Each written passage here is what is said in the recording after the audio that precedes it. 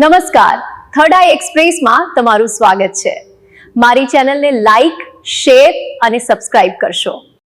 નીચાકોટડા ગામે અલ્ટ્રાટેક માઇનિંગ સામે વિરોધ। મોટી સંખ્યામાં રાત્રિના સમયે લોકો એકત્રિત થયા। મહુવા તાલુકાના નીચાકોટડા ગામે તારીખ 21/6/2024 રવિવારના રોજ રાત્રે આશરે 8:30 કલાકે અલ્ટ્રાટેક માઇનિંગ પ્રોજેક્ટ દ્વારા ખોદકામની કામગીરી ચાલુ કરવામાં આવતા હોવાનું સામે આવતા સ્થાનિકોમાં ભારે રોષ જોવા મળ્યો છે। માઇનિંગની કામગીરીને અટકાવવા માટે ડોક્ટર કનુભાઈ કળસરિયાના માર્ગદર્શન હેઠળ મા બોમ્બ સેવા સમિતિ તથા વતન પ્રેમી જનતા મોટી સંખ્યામાં સ્થળ પર ઉપસ્થિત રહી હતી।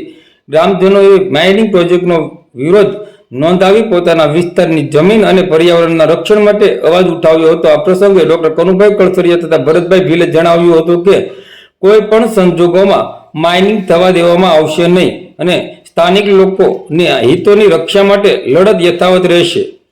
વિસ્તારમાં માઇનિંગ મુદ્દે ફરી એકવાર ગરમાવો જોવા મળી રહ્યો છે અને આગામી દિવસોમાં આંદોલન વધુ પણ તેજ બને તેવી શક્યતાઓ વ્યક્ત કરવામાં આવી રહી છે।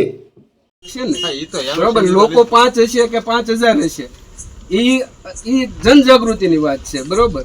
પણ એ હાવ આ તો એક પ્રકારનું એવું થઈ ગયું કે તાનાશાહી કે કોઈ પાસે લાડ બધા પૈસા છે, બરોબર, તો એ મન ફાવે એમ કરે એવું થયું ને। આ તો બરોબર માલિકીમાં કરે તો એનઓસી ની જરૂર પડતી હશે। હવે હું એમ કહું કે પ્રોવિઝન તો એવું છે કે ગામનો કોઈ દાખલા તરીકે શહેરની અંદર તમારે ઘરની જમીનમાં મકાન બનવું હોય તો તમારે નગરપાલિકાની મંજૂરી તો લેવી પડે। તમારે એક માળ ઉપર લેવો હોય તો નગરપાલિકાની મંજૂરી લેવી પડે।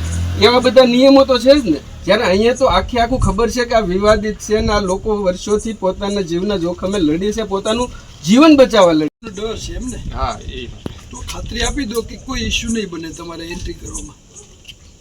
વાહ, પ્રોટેક્શન શું કામ આપો છો? પ્રોટેક્શન શું કામ? ઇશ્યુ બને તો ને, કબજા માટે તો ઇશ્યુ બનવાની વાત નથી, પણ કબજા સિવાયનું જે પ્રવૃત્તિ કરે છે એના માટે તો એને માગ્યું નથી પ્રોટેક્શન।